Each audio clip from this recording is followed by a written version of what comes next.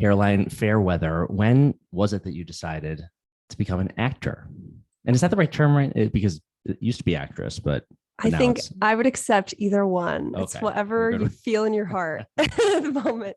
I think so. My mom used to work at the Advocate, which was a like an arts wow. focused paper out of North Adams. So she was working up there, and she saw a press release for auditions for a production of Oliver at what was then Berkshire Theatre Festival and is now Berkshire Theatre Group.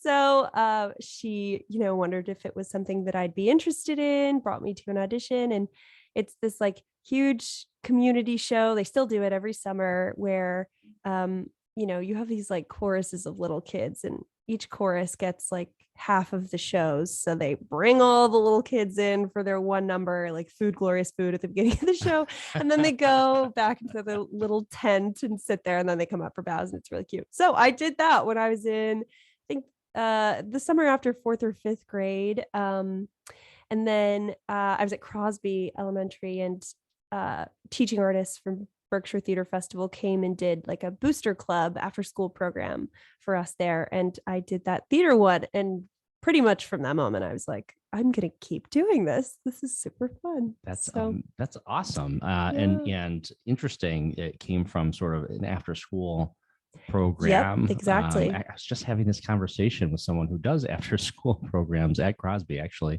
and you always think about these things. What are the things that inspire you?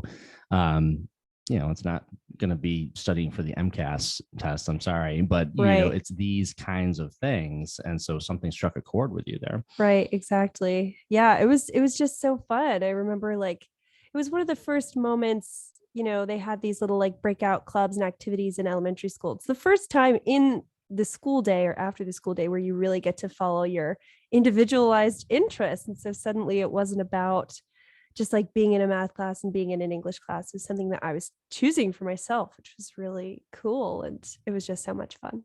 And when I met you for the first time, you were in high school, and it was just probably Jess Guzzo at the time, or maybe not, Jess Yeah, Passetto. she was Passetto at the time, She actually. was Passetto at Everybody the called her time. Guz, though. Yeah, Yep. yeah. Which was, I have to say, that was a golden era, and the program is still wonderful. Don't get me wrong, but Jess is a very special person, and she is a heart of gold. And man, she was good, and what a great program that was.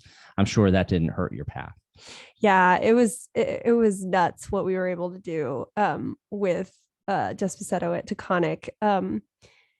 She just like has this way of connecting with the kids who don't even know that they want to do theater and chorus yet. I came in as someone who had heard about her from other friends who I had done shows with. The urban myth, Right, exactly. I was like, I know who she is, and I am ready, and I'm so excited. But there were other, people that she had this way of getting everybody and their brother to audition for the musical. And then she would sort of scout people and say, you're going to be in my honors chorus class next year. And they'd go, okay, I guess so. And then suddenly we had this like crazy group of talented singers, and we would, sing around Pittsfield and do all these like gigs and concerts. And it was really, really great. Yeah, it was a traveling show. It really was. I mean, you guys they put you to work. We did. Yep. You played every single venue out there. Of course, that gives you a ton of experience. I mean, Right. You know how to work a nursing home like no other. Right, that's You true. know how to right. Right. It was so fun. Christmas carols. Outdoors, indoors. Yep. Yep. Everything. So Yeah. so that must have been a special time. And then you went to Williams College. I did. Yeah. That must have been a great opportunity for you. It was nuts. I actually, people think this is sort of funny that I didn't want to go to Williams. I specifically did not want to go to Williams because I thought it was too close.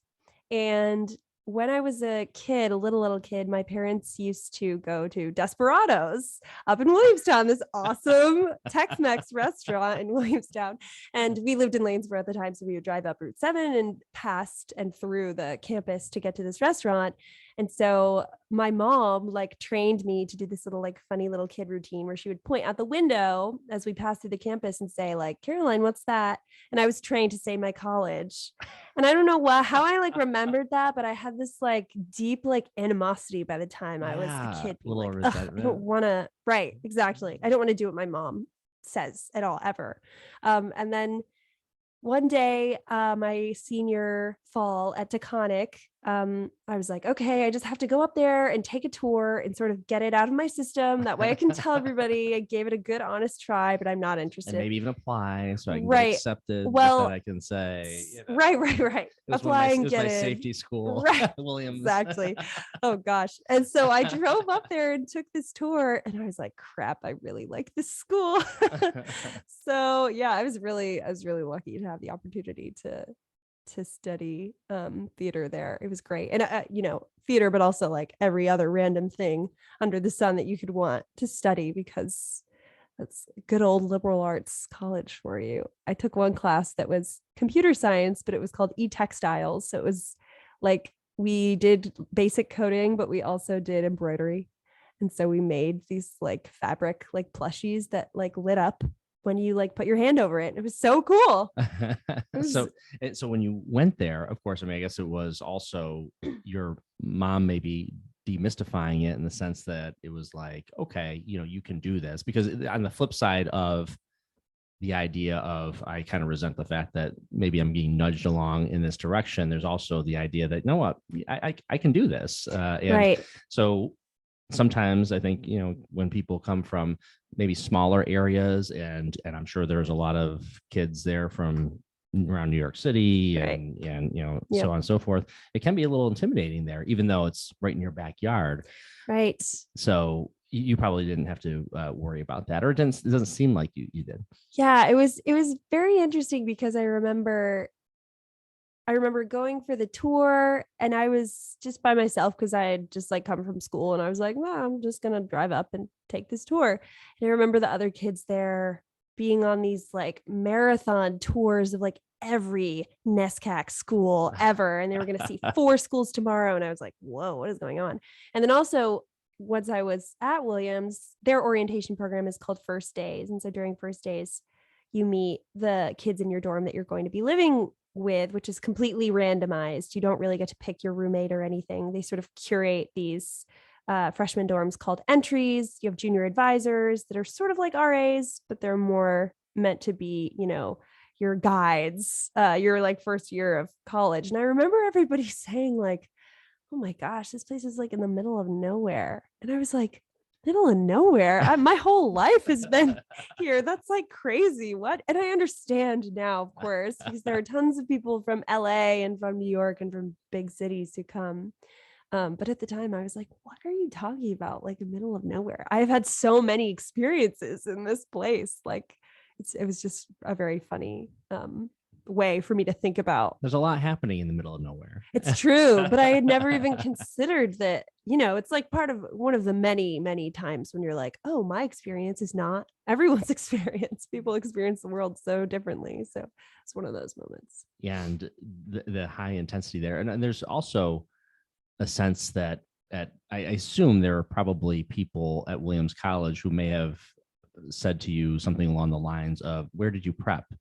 Right. And you're like, Taconic High School. Right, exactly. I remember noting the moment where I realized that most people did not go to public school. Mm-hmm. And so there were these, like, if you found another person at a party or something that went to public school, you would go over to them and be like, oh my gosh, yes, I found somebody who like understands these like state standardized tests, or like, like a school lunch that like looked the same across the state, or like stuff like that. But yeah, I really didn't realize the like massive variety in people's backgrounds coming to Williams. It was cool, but it was definitely overwhelming at first. And I would think at that time when you're in college, you there's a lot of points where you have forks in the road, or perceived forks in the road, because I assume that at Williams College, there's the temptation to say, oh, well, I'm just going to go into finance and I'll get a job in New York City and I'll be, very, very wealthy. Maybe I'll be miserable too while I'm at it, but at least I'm going to make a ton of money, or some other direction based on those talents. But clearly you stuck to your path on this. So, tell me about that. If there was that sort of push and pull, thoughts about going in another direction. Right. I think that, one of the things that I remember is my first meeting with my advisor. my freshman advisor, who would later be my thesis advisor, Robert Baker White, who is a lovely professor and helped me a lot during my time at Williams. But I remember my first meeting with him, he was like, so, at Williams, you cannot declare your major until the end of your sophomore year. So they make you wait a long time. So he's like, so what do you think that your initial impression would be? And I was like, oh, I'm going to major in theater. And he was like, well, you don't have to take that too fast. I said end of sophomore year. Right. And I was like, this man is a theater professor. Why is he telling me that I should wait to think about? He was like, you can go to law school with a theater degree. And I was like, what? I don't want to go to law school. But it's, they are trying to give you the most flexibility and the most options. But I remember there was actually called transferable skills. Right. Exactly. Exactly. There's my friend said to me this very funny motto about liberal arts schools the other day, which is that Williams gets you prepared for nothing, but ready for anything. Which is extremely accurate. But there was a moment actually where I was taking an introduction to a political science class called leadership studies, just sort of because I didn't get the chance to take whatever AP government, I guess it would be, in high school. And I wanted to do a political science class. And I remember I wrote a paper or something. And the professor was like, have you ever considered being a political science major or a leadership studies concentrator, which is their minor?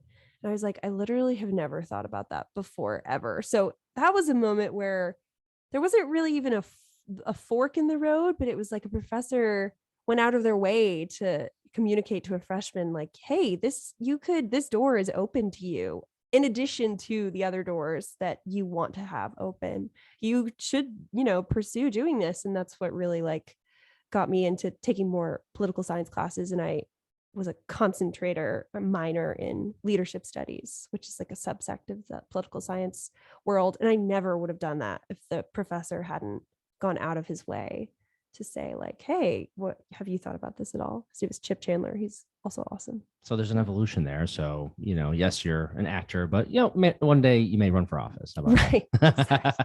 Right. Why not? So tell me about acting.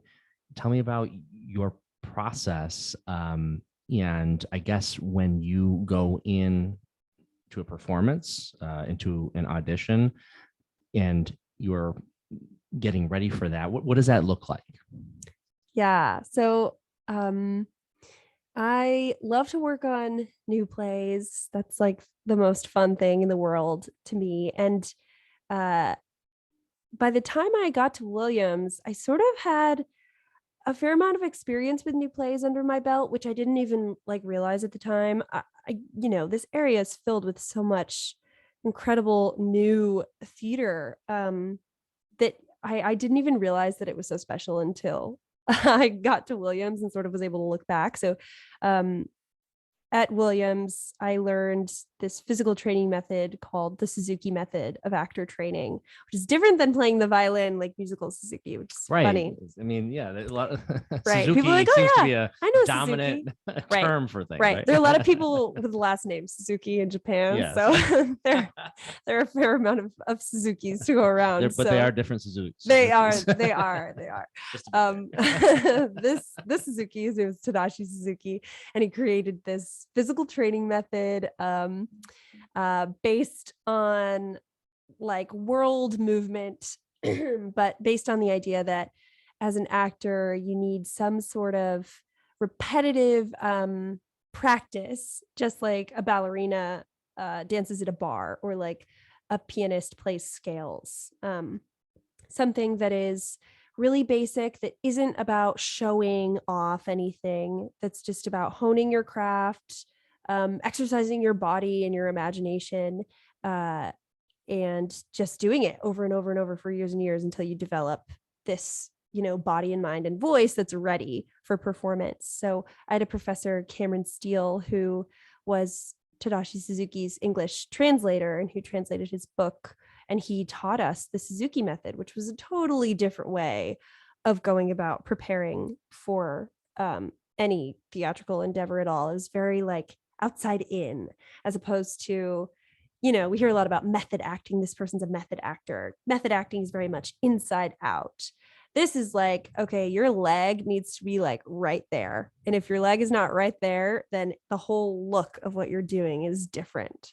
So, learning to create the image of yourself on stage was really useful. And I actually got the opportunity to travel to Japan to go train at the company. They have an international intensive there. So I went in the summer of 2018 to the Suzuki company's spot in this place called Togamura in Japan to train. So that was really the first time where I felt like I was given a concrete basis for actor training.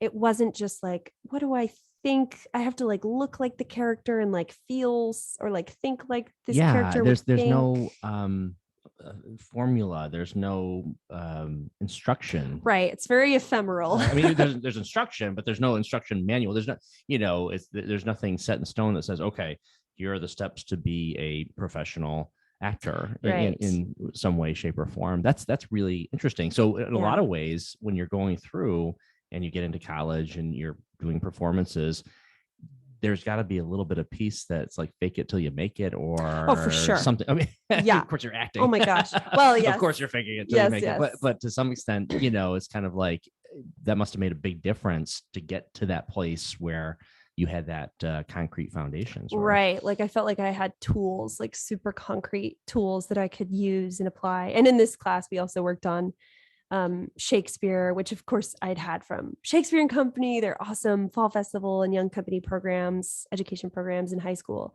So yeah, because of those physical training methods, now I feel like, when I approach a role or even an audition, the most important part, I think, to me is not feel like I'm just doing a routine and phoning it in every time, which is so easy to do. If you're doing something over and over, if you're in a run of a show and you're doing the show however many times a week, it's so easy to say, okay, now I step here, I say this like this, I go about my day, whatever.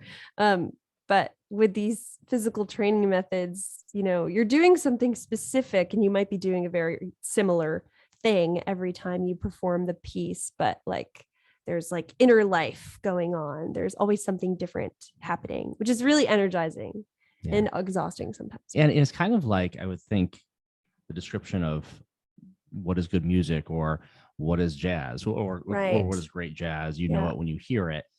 Acting, I would think, is very similar because you can't really put your finger on why an actor. I mean, there are some things, I'm sure there are some concrete things you can look at, but a lot of it is very subjective, and a lot of it is just intuitive in a way that person's really good because every role is different, every nuance is different. So, and I don't know what percentage of people can really, really tell the difference. I mean, I know you can, but so it must be interesting to be in this where you're going up for an audition and you're in front of somebody and that person has his or her own set of ideas of what works or what doesn't. And of course, there's got to be so many different factors that go into play. Sometimes just a look to some extent. You're not going to be that role if you're not tall enough or something. It's just very so. Man, what a world. I know it is. It's really finicky.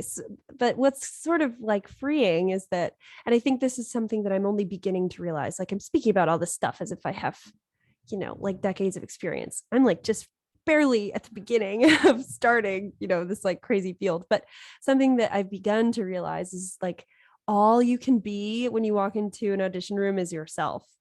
And if you waste time trying to be someone else, you're sabotaging yourself and the person that you're trying to be. You're not doing anything full out. All you can do is be yourself. And the other thing is that I think we hear a lot about someone has just that special something or that spark or whatever, je ne sais quoi, whatever you want to call it. But something that I think I've learned is that I guess there's a little bit of that, but it's also working hard and dedicating yourself to honing your craft has visible results. You can work really hard for a year and you can see the difference. It's not just if you have it, you have it. And if you don't, you don't. And that's also something that was really freeing about this physical training method, because it's just like dance. Someone who has danced for 12 years is going to look stronger and more balanced and freer than someone who just started last week, even if both of those people have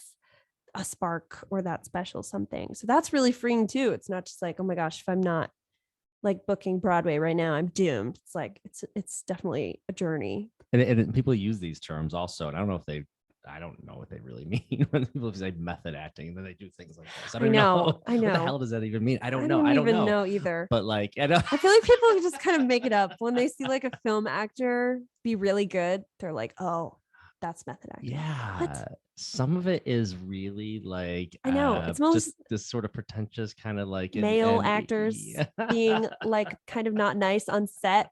Yeah, that's not method acting. That's just a male actor. You're just being a jerk. Being a jerk, right? Exactly. He's good. He must be good because he's such a jerk. Right. I'm using the polite term, by the way. Right. But yeah. So tell me about the people in theater, and you've done a little bit of video work too. Right. TV miniseries. What is that miniseries called? Ragamuffins. Ragamuffins of Love. Tell me about that a little bit. You wanted me to ask about this one because I saw this. I said, what's the Ragamuffins? So it's such a like funny little thing because so back in, I guess this was 2016. I had like worked at this before 2016, I'd worked at this theater company that was briefly on North Street called New Stage. And I did a show called Blood Sky with this group of course, again, at the time, I didn't realize like how cool the people that I was working with were. But then, of course, later I was connected through an actor that I had worked with to this project directed by Sandy McKnight. And he's a musician and like writer and a comedian.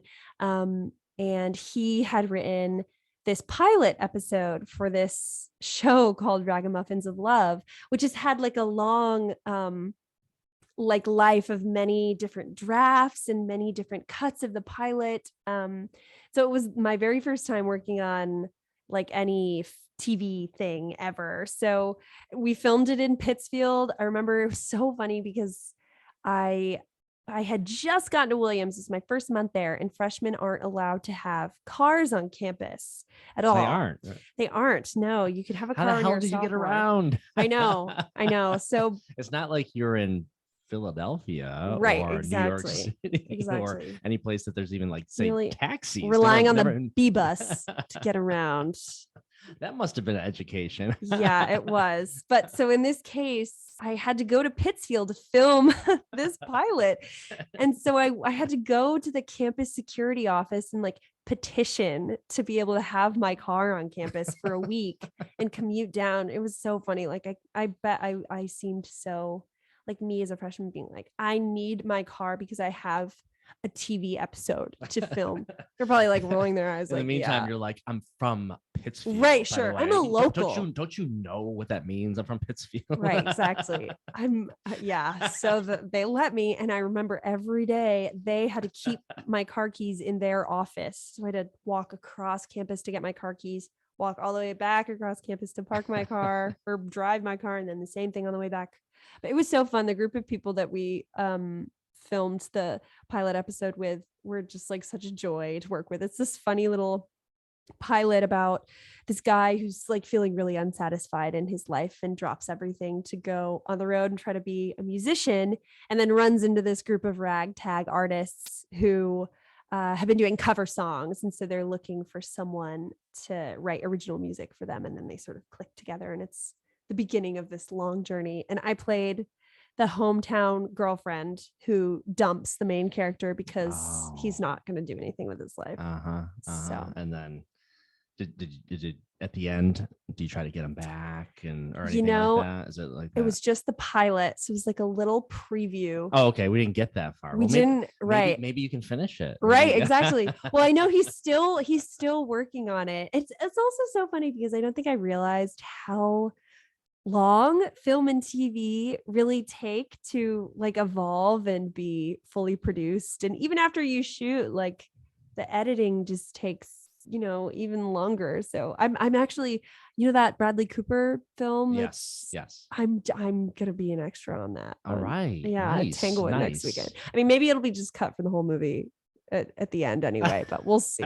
It'll be fun, I think. Well, that's cool. That's Yeah. cool. You should be more than an extra. Maybe you can bump your way up to a right. I'll give him my resume when I get on set. Like, give me a line. Mr. Cooper. Right. I'd like to speak with Mr. Cooper. Right. It's good stuff. It's good stuff. Yeah. And so last year it was interesting because you had a virtual performance on Barrington Stage with Barrington Stage. Was that a two-person play, or it was a three-person play? A three-person play. Yep. And that was Black Flag. Yes. And I did see some of it, and I can't imagine with something that is so personal as acting and two actors acting together, and that energy and that how that works, being able to make that work through Zoom, man, that's got to be a challenge. Yeah, it was a challenge, I think, especially towards the beginning of the pandemic back in 2020, when everybody was just trying to like take what they were doing in a theater and just plop it on Zoom and make it work.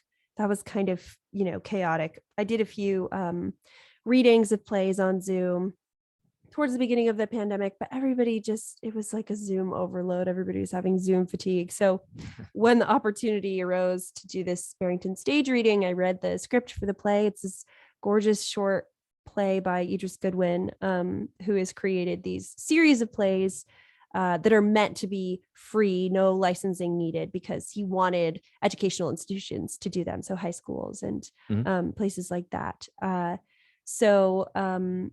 It's a short play. It was the perfect length for Zoom. Our director, Mel Powers with Barrington Stage, was like so lovely. It was like 1 hour, right? Wasn't even maybe half an hour. Oh, really? Yeah, it was really short. We had to talk back after, so the whole thing. Oh, I see. The video itself was longer. Was probably an hour. Yeah. Right. Okay. So, and so it was part of their Black Voices Matter series at Barrington Stage, which was so cool. I just love working on theater that's part of some bigger thing. You can feel like you're participating in a cause that you really care about. And the play was awesome. And what they did was we rehearsed on Zoom. It was a little easier with a three-person play to feel like you were actually talking to the person you were talking to. And there wasn't a lot of choreography. Sometimes you get on these Zoom readings and they're like, can you have a glass of water and a straw and a clean background? And can you also have a huge light in front of your face and blah, blah, blah. As I'm thinking about that, even though, yes, the visual is important, but of course that's limited over Zoom, I could imagine maybe something that really focuses more on the spoken word, because radio, I mean, there's an idea for you. So, if we ever go through this pandemic type thing again, just the audio, because, and to bump that quality up, because it's, that is so important when it comes to acting, right? That just that voice and the tones and the emotion. And it allows you to even focus on that more when it's just the audio. So there's an idea. Right. Yeah. There were a few little moments like that sort of happened. A friend of mine worked on. It was basically a glorified podcast. It was a radio play with full sound design. So we're taken through this play with the soundscapes of the scenarios that were happening. It was really cool. Yeah. I agree. That was definitely. You can cool use the studio. You can work on it. Right. Bring some of your actor friends. Yeah, sweet. We got I'll 3 let mics. them know. We can work that out. So that was cool. You also did Williamstown Theatre Festival in 2021, I believe it was, the previous year. So what was it like going back to sort of the home stage? That's got to be your home turf. Yeah, just another example. So you go to college and you're like, hey everybody, you're from California, you're from Japan, I'm from right down the road. Right. Now you go back professionally, you're at Williamstown Theatre Festival. I'm sure there's people from all over the world, coming in and performing, and there you are again on your home field, as it were. Yeah, that was really, really cool. So Williamstown Theatre Festival has this program called Community Works, where they they program like local outreach programs through Ollie, through different elementary schools in the area to do these free workshops. Laura Savia was the associate artistic director at the theater festival when this was happening. She sort of spearheaded the program. So I did the first community work show back in 2016. We did a show in the Greylock Works, like industrial space in right over the border in North Adams, which now has like a few restaurants in it. The break room is in there. They have like a cider works in there, but at the time it was like totally empty. We did the show in there and it was really hot. And we had like fans plugged in everywhere because there was no AC. It was like ridiculous. But it's this free show where the community members get to work with the actors in the festival to create this piece inspired by local stories. So that had been happening for like 3 or 4 years. And then suddenly the pandemic happened and it, couldn't be anymore.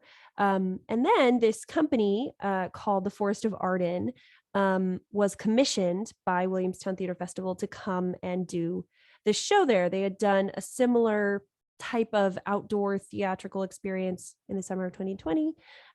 So they were like, okay, we're going to come here, do this show.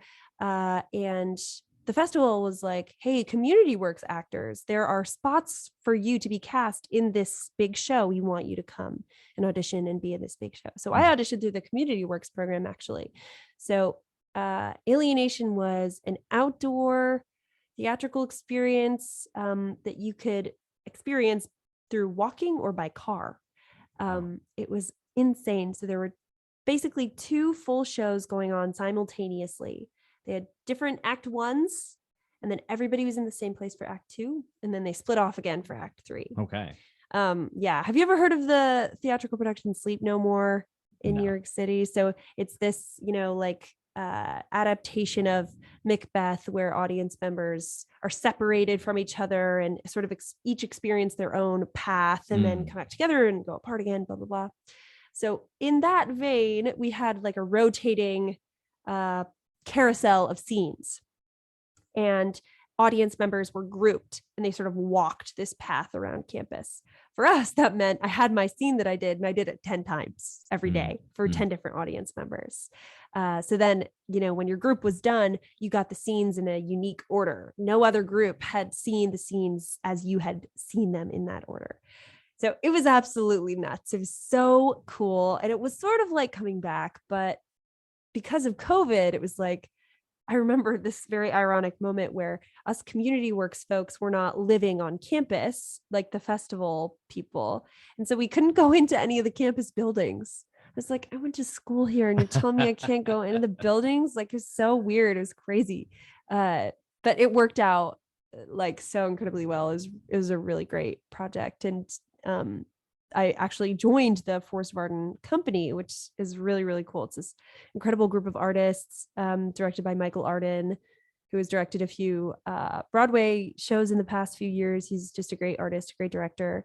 And so they are sort of a group of theater makers who, are working in the industry in these like really crazy, cool jobs, but they wanted something different. They wanted to slow down and like really make something from the ground up instead of making something shiny that will, like make a lot of money and bring in a lot of people. They wanted to make their own stuff from the very beginning, which is so cool and exactly the stuff I like to do. And yeah. And I guess really carve your own path and in a lot of ways. I do think maybe there's some, Ken, you're from Pittsfield. I look at Barrington Stage in the same vein and again, Barrington Stage now has evolved into its own different entity than what it was when it first began. All of it has been beautiful, but I think the great thing about a Barrington Stage, and I don't know that much about the Forest of Arden, but I love the name though. But it's wonderful because of the unique creativity that really put it on the map. Right. I mean, being able to win a Tony, for Spelling Bee, back in the day and that sort of thing. And from the Berkshires, I mean, how awesome is that? So nothing like carving your own path in the thing, as opposed to just like slipping into the industry and being another one of those no disrespect to those all the Right. other Right. For sure. companies and such, but that is exciting to be a part of that then. Yeah, it's cool. And it doesn't feel like I'm, I went through this period of being like, ugh, I didn't go to a conservatory for music and theater. I went to a liberal arts school. My degree type is different than, the people who you see in the Broadway playbills and their bios. I don't have the same Where do things they all that go to they school? have. They go to BFA programs, which are great and wonderful. But Bachelor of Fine Arts, it's all music and all theater all the time and dance all the time, which is great. But so I was a little insecure. I was like, ugh, I didn't choose that path that a lot of people who are so talented and successful choose, and sort of being insecure about where that would lead me. But I think, again, I'm just at the beginning of realizing that that is what's going to make me unique. And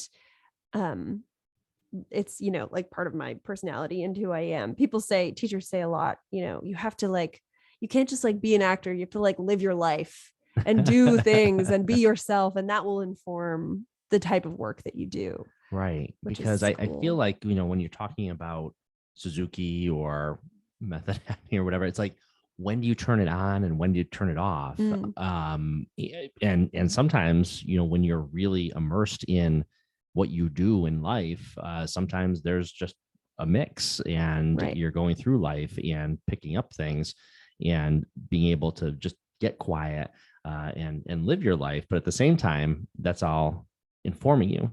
Right. Yeah, exactly. It's like all of your experiences are informing the kind of art that you make. And not that, sometimes there can be the other side, which is you don't have to do things just so they make you a better artist, Right. like get good at cooking just because you want to get good at cooking, not Right. because you think it will make you a more interesting actor. Like you can put it in the special skills section of your resume, just go live your life. That's the hardest part. There's a scarcity model in the theater industry, that there are too many actors and not enough jobs. Everybody's fighting tooth and nail to be what somebody wants them to be, but it's just an impossible fight that you will never win. So it's just do what you want to do, and you will be perfect for the project that you're perfect for. Yeah. And it'll all just work out, which is a tough lesson to learn, and it takes time. So. It does. And I think that's a good lesson, whether no matter what industry you're in. Obviously, your industry is highly, highly, highly competitive, and the demand, does not outweigh the the supply, as it were, or something along those lines. And so, yes, it's highly competitive for all of those parts. But to have that self-awareness that basically, what, things happen for a reason, right? And if you can get there, then that leads to greater happiness. I think so, and better roles that are meant for you. I mean, if the vibration meets, then there you go. That's how it goes, right? Exactly. That's how it goes. Yep. You sing too. I do. Yeah. You were in the studio back in the day, and we play those tracks, and oh my gosh, yeah, you'd blow it away. And I was always trying to keep the balance there between the track and make sure it wasn't too hot here or there. But yeah, you are a soprano. Yeah. Those were such funny days where we would, go to a radio station at 7 a.m. and be like, okay, I'm gonna sing the biggest song in the show in this little tiny room. And when you sing in a big auditorium space, the echoes of the sound really help you hear yourself. But when you're in a space sort of like this, whenever you're in a smaller studio setting, the point is to deaden the sound. And then you go to sing and you're like, oh my God, is that what I sound like right now? So those were always your headphones on and you're like, right, exactly. You're like, oh my gosh, what is going on? So yeah, we did a lot of cool musicals at Taconic. And then at Williams, I actually was in an a cappella group called E Flats. Nice. Because the Williams College mascot is Ophelia, the cow. I see. So we're the Eves. I see. So it's I see what they did there. EPHLATS. Yeah, it's very good. It's a good pun. So they were an all gender a cappella group, and I was the music director of that group, and it was so much fun. We got to sing at gigs around the county. We went to like a festival for college a cappella groups in Brattleboro, Vermont, which was so fun.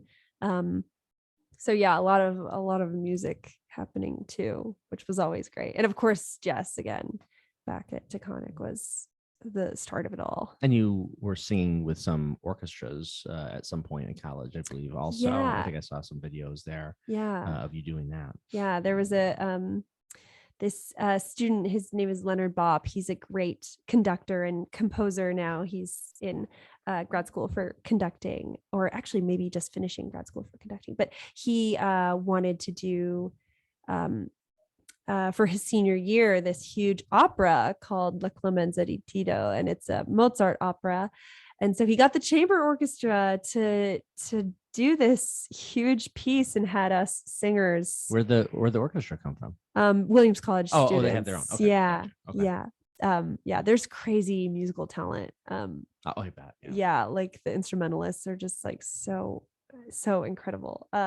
So it was really, really cool. It like wasn't a part of a class or anything. It wasn't through the music department. I mean, it sort of was because it was the chamber orchestra, but we just like all decided, Leonard decided to do this and let us in singing the full length opera. And there's an opera workshop at Williams too, where they do smaller chunks of stuff. We did like an abridged version of Sweeney Todd one year, which was so fun and crazy over the winter study term, which is this chunk of time in January where everybody just like does whatever they want basically. But it was really fun. It was awesome. And it was really cool to sing with that full orchestra at Williams. And you play keyboard a little bit. I do a little bit. Okay. I dabble. You dabble in it. That's your yeah. That's your instrument though, right. Aside from your voice. Yeah. Right? Yeah. Yes. As far as that I would goes. say so. Do you ever perform out? Do you ever play like open mics or anything like that? Is that ever a thing for you? There was a point in time in high school where Mike Duffy would have open mic nights at J.Allen's. Nice. And so a bunch of us would go and he would play songs for us at open mics. So that was the closest I ever got to like playing at a restaurant or playing for a bar or something. But Karaoke? Oh yeah, I love karaoke. Love a good karaoke night. Where's the best karaoke? Well, by the way, just to be clear, you've been in New York City, right? Yes, I have. Been there for some time, and then you come back maybe in the summer for the Berkshires, right? And performing around here. But so there's a lot of options out there as far as karaoke. I mean, now that the pandemic is sort of over, I hope. So where's the best place? Anywhere in Koreatown, in K-Town, right by Penn Station in Manhattan. They have these private rooms where you and a bunch of friends can get your own little private room and do karaoke. But what's the fun of that? Right, it's true. It's true. It's a different kind of vibe. You can be a little bit more adventurous when you're in a private room with your friends instead of a whole bar. But I don't know. I don't know if I've been to any classic like dive bars with just like an open mic in New York. Yeah, I'll have to find some next time. Yeah, well, you should go down to like the VFW in Dalton. Right. I don't know what night, Wednesday night, maybe Thursday night. Right. Blow them away there. Oh yeah, I'll be there. Come on, let's do it. That's fun. I bet Jess probably knows where some of the karaoke places are. Oh right. Around here during the summertime. But yeah. So what is happening this summer for you? You'll be in the Berkshires again. Yes, so I'll be in the Berkshires. I will be at the Theater Barn. I'm doing a play called Boston Marriage, and that runs June 3rd through the 12th, maybe first few weekends in June. And then right after that, also at the Theater Barn, an Agatha Christie mystery called Fiddler's 3, also a play, and that's running the last weekend in June and the first weekend in July. So that'll be really fun. And then actually later in the fall, I'm doing this really super famous and awesome play called Who's Afraid of Virginia Woolf. Super weird play. And I'm doing that at this theater called Madison Lyric Stage in Madison, Connecticut. So it's on the southern coast of Connecticut, south of New Haven and a little bit east. Really beautiful area. It's like halfway between New Haven and New London, if you know that sort of area.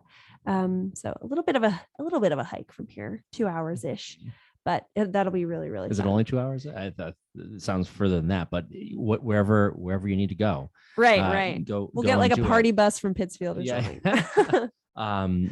So you're booked out pretty nicely through the summer. Yeah. So you're busy. Yeah. Thankfully, I sort of, went to New York and I got a sublet. I didn't sign a lease. I was just like, okay, I'm crossing my fingers that I will get, because this is the thing, right? Everybody auditions in New York, but the contracts that you are hoping to get are everywhere else in the whole country. Every summer stock is what, they're called, theater company auditions in New York City. And it was so ironic because I'm in like this studio near Columbus Circle auditioning for the Theater Barn, which is 20 minutes from my house in Pittsfield. I'm like, this is what is I was thinking that. So Williamstown Theater Festival, Barrington Stage, Theater Barn. So they're all doing auditions in New York City. Yeah, they are. And when does that happen? Like the winter time or? Yeah, audition season typically starts, January-ish and runs, I guess, through the end of April. I mean, every theater does things a little bit differently.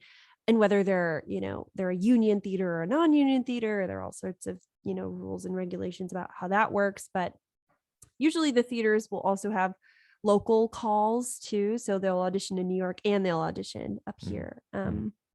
But yeah, it was ironic because I couldn't even go to the local audition for the Theater Barn. I had to go to New York City, and I was like, all right, well. Was that because of a union rule or something? No, it was just because of travel. I was like, well, I could either take the Metro North and drive up to New Lebanon, or I could take the subway for 20 minutes downtown. Do you think about like how they perceive you differently for auditioning locally versus in New York? Like, is there an edge for either? Is it the same people? I assume it's the same people doing the judging. What do they call it? Yeah, same people who are viewing auditions, right? Behind the table, the people behind the table. The people behind the table. I assume they're the same people, but do you think about that? Is there perception there? Yeah, there's definitely like it's you always go back and forth because you can almost always bet that there will be fewer people auditioning locally, correct, right, than there will be in New York. So you're like, okay, will they remember me more if I'm at the local call? But then you think,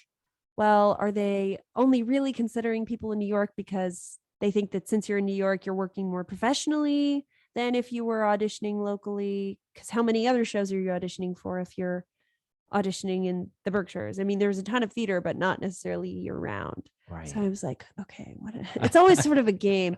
But I remember in high school, I went to. You can't do both. Right, exactly. Hi, I'm back again. I'm just making sure that I really want to be in this show.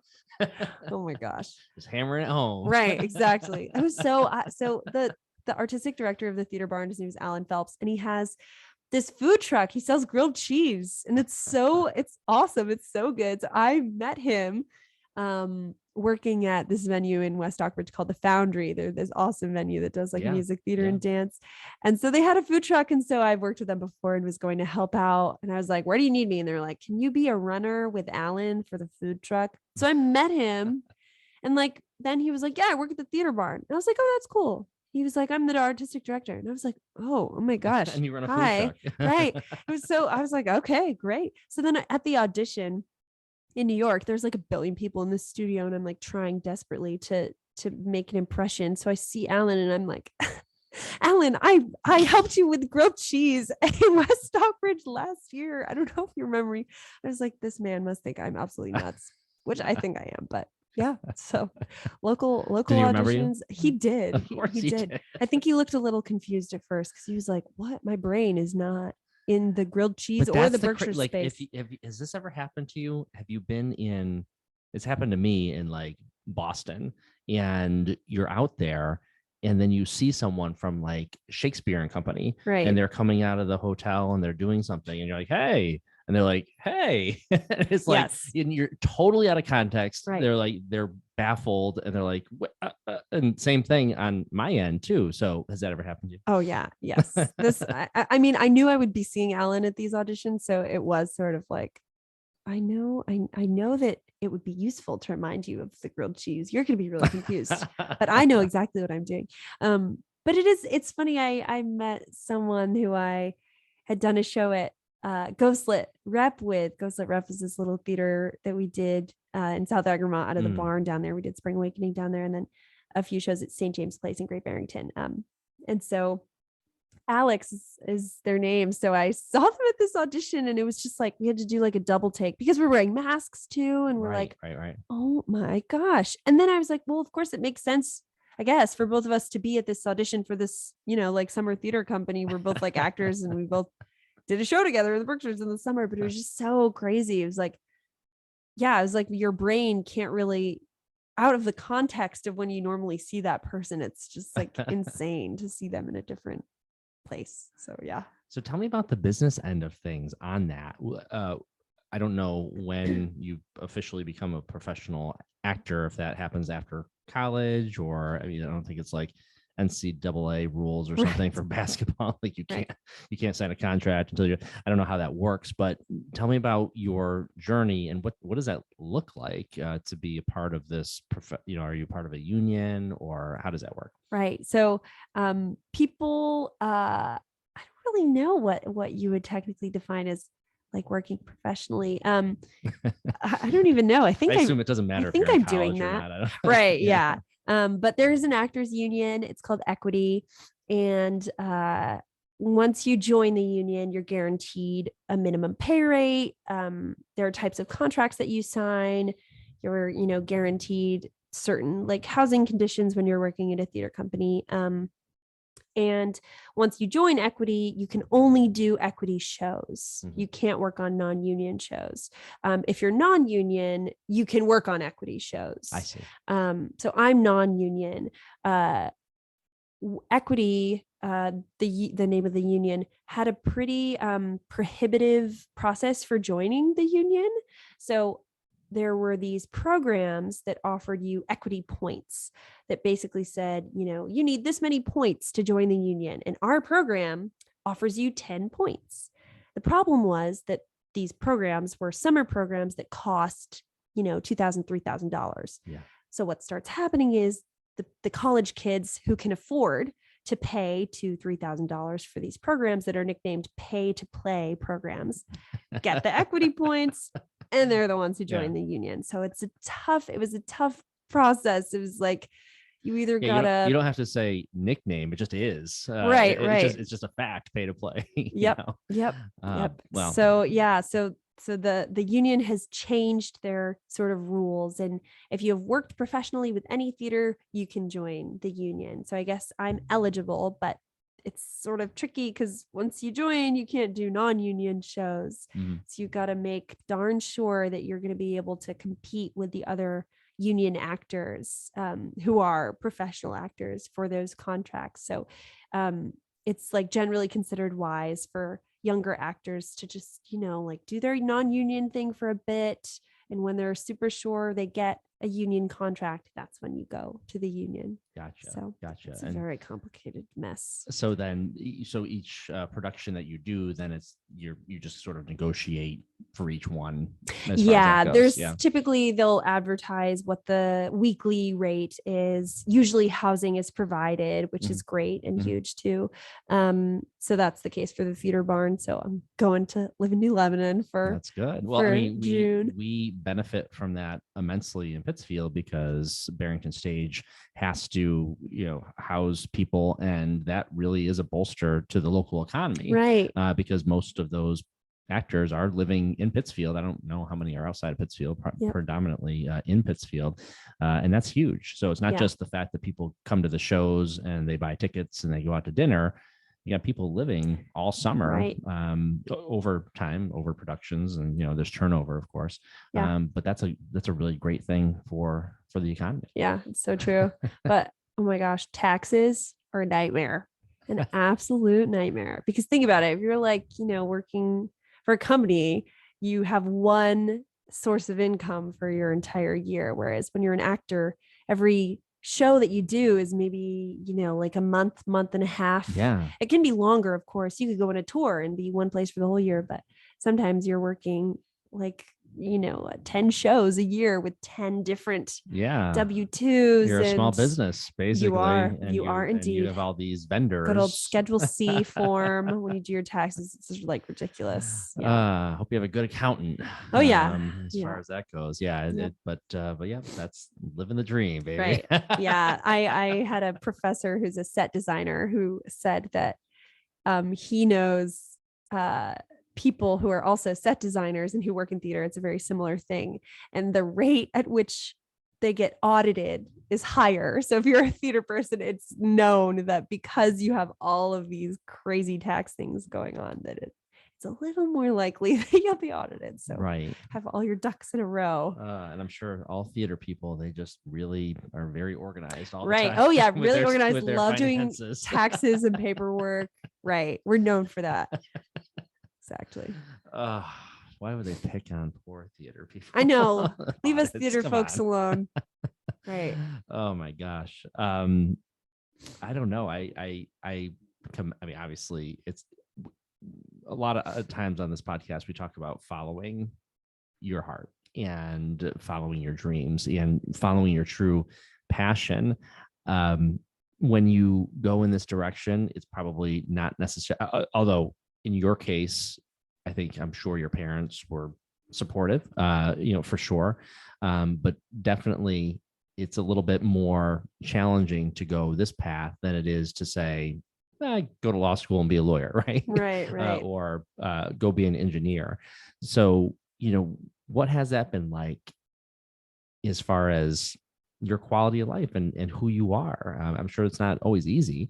We're talking about all the great things, but I'm sure there's some days that are tougher than others. But, tell me about following your passion. Right.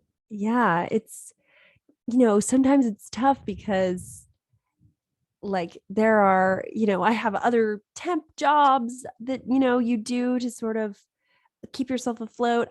Last year I spent the entire 2020 to 2021 school year teaching at Taconic. I was a long-term sub there for that year, and that was so fun. And so you find these other things where it's much easier to get your foot in the door, like a normal business, and you have consistent pay and you get benefits, you get paid days off, and you have health insurance. Right, exactly. Like absolutely unheard of. And then it's like there's this little like thing nudging at the back of my brain that's like, but you have to go do this theater thing. Like sometimes it's frustrating because not that you can walk in any industry or corporate job and just be great at it. There are nuances to any industry, but I guess I could make other things work if I wanted to, but I need to give the theater thing my absolute all. Like there's no other way to do it for me. So, and I guess there's a balance between that and then letting yourself get like too much in your own head about it. I'm going to be me either way, no matter what my job is. And I'll always love theater.